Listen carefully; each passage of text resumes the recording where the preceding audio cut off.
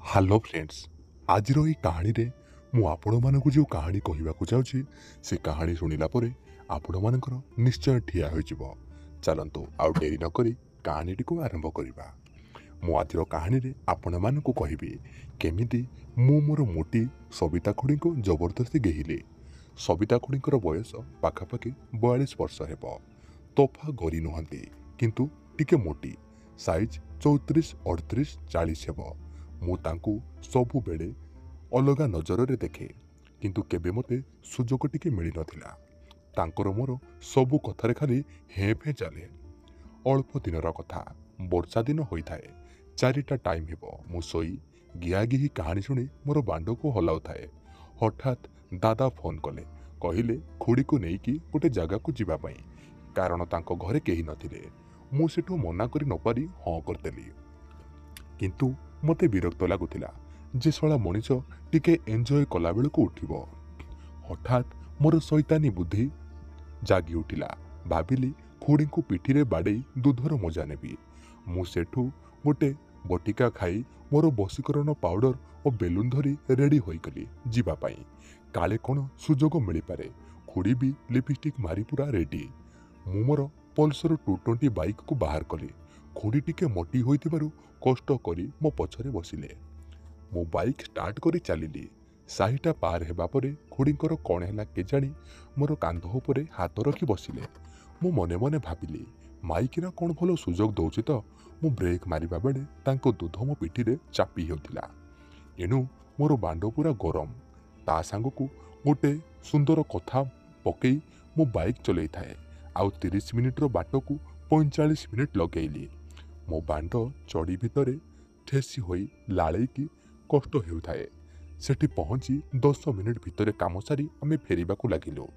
ଟିକେ ବାଟ ଆସି ଆମେ ଥଣ୍ଡା ପିଇଲୁ ଏବଂ ପୁଣି ବାହାରିଲୁ।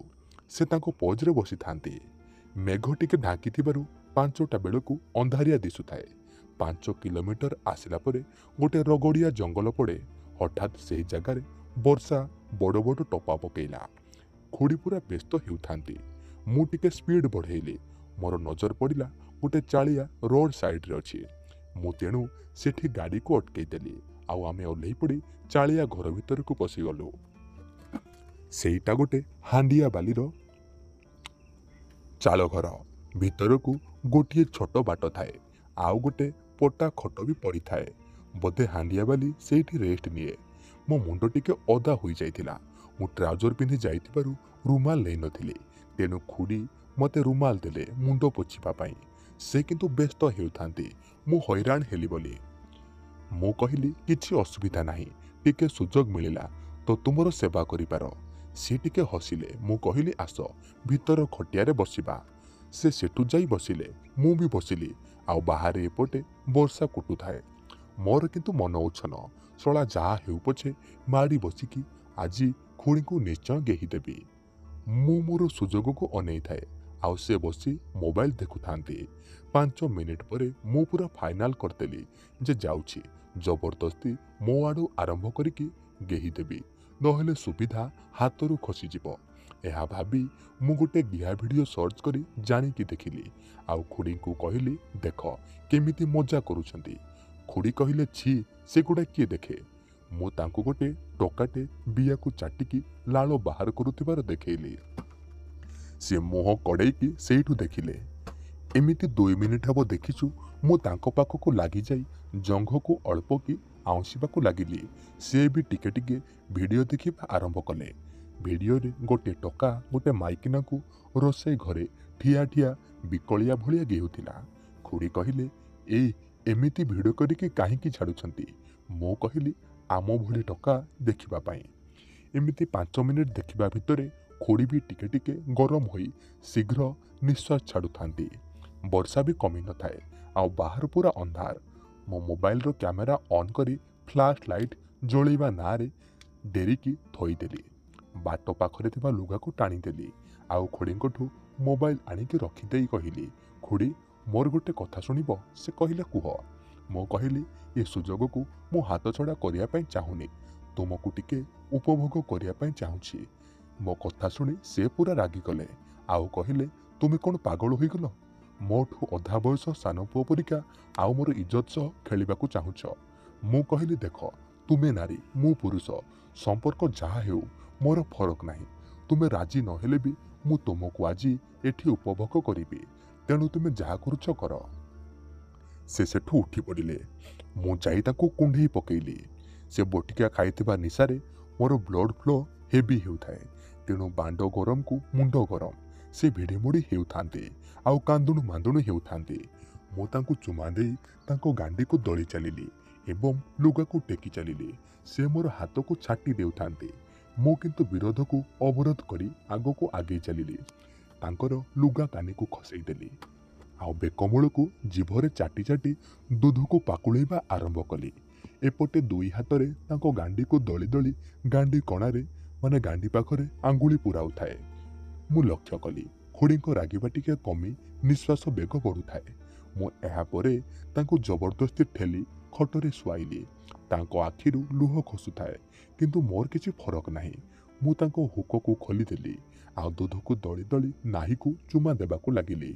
2 ମିନିଟ୍ ପରେ ତାଙ୍କ ଲୁଗାକୁ ମଧ୍ୟ ଟେକିଲି।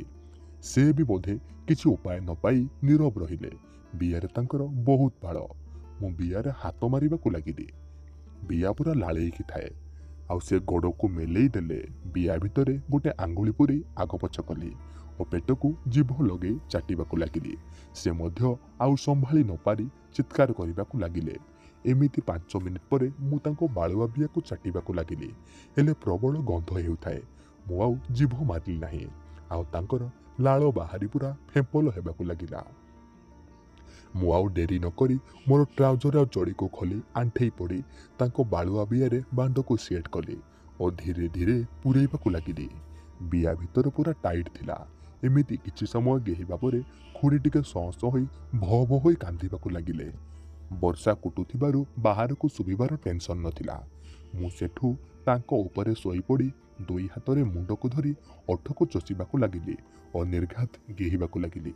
ସେ ମଧ୍ୟ ଗୋଡ଼ ଦୁଇଟାକୁ ଉପରକୁ ଟେକିଲେ। ମୁଁ ତାଙ୍କୁ ଅଧିକ ଗରମ କରିଥିବାରୁ ତାଙ୍କର ନାଳ ବାହାରିବାରୁ ପଚ୍ ପଚ୍ ଓ ପାଉଁଜି ଶବ୍ଦ କମ୍ପି ଉଠିଲା। ମୁଁ ଦୁଧକୁ ଦଳି ଦଳି 10 ମିନିଟ୍ ଗେହିବା ପରେ ମୋର ବୀର୍ଯ୍ୟ ତାଙ୍କ ବିୟା ଭିତରେ ମୁଁ ଛାଡ଼ିଦେଲି। ତାପରେ ମୁଁ ତାଙ୍କ ଉପରେ ଶୋଇ ରହିଲି। ସେ ମଧ୍ୟ ସେମିତି ପଡ଼ିଥାନ୍ତି। ମୁଁ 5 ମିନିଟ୍ ପରେ ଉଠିକି ବଶୀକରଣ ଗୁଣ୍ଡ ଆଣି ମୋ ବାଣ୍ଡରୁ ବିୟା ମିଶା ଲାଳରେ ଗୋଳେଇ ତାଙ୍କ ପାଟିରେ ଚଟେଇ ଦେଲି। ସେ ଓଟାରି ହେଉଥିଲେ, ହେଲେ ବି ଖାଇଲେ। ମୁଁ ତାଙ୍କ ସାୟାରେ ବାଣ୍ଡକୁ ପୋଛି ଚଡ଼ି ବଗେରା ପିନ୍ଧିଲି ଓ ମୋବାଇଲ ଆଣି ତାଙ୍କର ଭିଡ଼ିଓ କରିଦେଲି। ସେ ସେମିତି ଆଖି ବୁଜି ପଡ଼ିଥାନ୍ତି। ମୋ ମନରେ ଭୟ ଆସୁଥିଲେ ବି ଗିହାଗିହି ସରିବାରୁ ମୋତେ ଟିକେ ଶାନ୍ତି ଲାଗୁଥିଲା। ତାପରେ ତାଙ୍କୁ ମୁଁ ଜବରଦସ୍ତି ଉଠେଇ ଲୁଗାକୁ ସଜାଡ଼ିଲି ଆଉ କହିଲି ଯାହା ହେଲା ଭଲ ହେଲା। ତୁମେ ଯଦି ଚାଲକି ଦେଖେଇବ ତାହେଲେ ଭିଡ଼ିଓ ଭାଇରାଲ ହେବ। ସେ ସେଠୁ ମନଦୁଃଖ କରି ତାଙ୍କର ବ୍ଲାଉଜ ପିନ୍ଧି ଠିଆ ହେଲେ। ବର୍ଷା ନ କମିବାରୁ ଆମେ ଓଦା ହୋଇ ଘରକୁ ପଳେଇ ଆସିଲୁ। ଘରେ ପହଞ୍ଚିଲା ବେଳକୁ ସନ୍ଧ୍ୟା 7ଟା। ଖୁଡ଼ୀ ଗାଡ଼ିରୁ ଓହ୍ଲେଇ ଗୋଟେ ସ୍ମାଇଲ୍ ଦେଇ ଚାଲିଗଲେ। ମୁଁ ଜାଣିଦେଲି ଯେ ସେ ଭୟ କରୁଥିଲେ ବୋଲି କାନ୍ଦୁଥିଲେ, କିନ୍ତୁ ଗିହା ଖାଇବାରୁ ତାଙ୍କ ବିୟାକୁ ଆରାମ ମିଳିଛି। ଘଟଣାଟି ସମ୍ପୂର୍ଣ୍ଣ ସତ୍ୟ। ଏ କାହାଣୀ ଆମ ପାଖକୁ ଜଣେ ଆମର ସବସ୍କ୍ରାଇବର ଭାଇ ପଠାଇଥିଲେ, ଯାହାକି ତାଙ୍କ ସହ ନିଜସ୍ୱ ତାଙ୍କ ସହ ଘଟିଛି। ଯଦି କାହାଣୀ ଭଲ ଲାଗିଥାଏ କମେଣ୍ଟ କରି ନିଶ୍ଚୟ ଜଣେଇବେ ଆଉ ଆମର ଅନ୍ୟ କାହାଣୀକୁ ମଧ୍ୟ ଶୁଣିବେ। ଆଜି ପାଇଁ ଏତିକି ରହୁଛି। ଦେଖାହେବା ଆଉ ଏକ ନୂଆ ଭିଡ଼ିଓର ଏକ ନୂଆ ଗରମାଗରମ କାହାଣୀ ମାଧ୍ୟମରେ। କିନ୍ତୁ ତା ପୂର୍ବରୁ ଯଦି ଆପଣମାନେ ଆମ ଟେଲିଗ୍ରାମ ଚ୍ୟାନେଲରେ ଜଏନ୍ ହୋଇନାହାନ୍ତି ତାହେଲେ ଏହି ଭିଡ଼ିଓର କମେଣ୍ଟ ବକ୍ସରେ ଆମ ଟେଲିଗ୍ରାମ ଚ୍ୟାନେଲର ଲିଙ୍କ ପିନ୍ କରାଯାଇଛି। ଜଲ୍ଦି ଯାଇ ଆପଣମାନେ ଆମ ଟେଲିଗ୍ରାମ ଚ୍ୟାନେଲରେ ଜଏନ୍ ହୁଅନ୍ତୁ। ଆପଣମାନେ ଆମ ଟେଲିଗ୍ରାମ ଚ୍ୟାନେଲରେ ଜଏନ୍ ହେଲା ପରେ ଯଦି ଆପଣମାନେ ଆମର ପେଡ୍ ଗ୍ରୁପ୍ ଭିଡ଼ିଓରେ ଜଏନ୍ ହେବାକୁ ଚାହୁଁଛନ୍ତି ତାହେଲେ ମାତ୍ର 100 ଟଙ୍କା ଦେଇ ଆପଣମାନେ ଆମ ଟେଲିଗ୍ରାମର ପେଡ୍ ଗ୍ରୁପ୍ରେ ଜଏନ୍ ହୋଇପାରିବେ। ସେ ଗ୍ରୁପ୍ରେ ଆପଣମାନେ ସବୁ ପ୍ରକାରର ଓଡ଼ିଆ, ହିନ୍ଦୀ, ଭାଇରାଲ ଭିଡ଼ିଓ, ସବୁ ପ୍ରକାର ଗିହାଗିହି ଭିଡ଼ିଓ ମଧ୍ୟ ପାଇପାରିବେ। ଜଲ୍ଦି ଯାଇ ଆମ ଏହି ଭିଡ଼ିଓର କମେଣ୍ଟ ବକ୍ସରେ ଲିଙ୍କ ପିନ୍ କରାହେଇଛି। ଜଲ୍ଦି ଯାଇ ଟେଲିଗ୍ରାମରେ ଜଏନ୍ କରନ୍ତୁ। ରହୁଛି, ଧନ୍ୟବାଦ।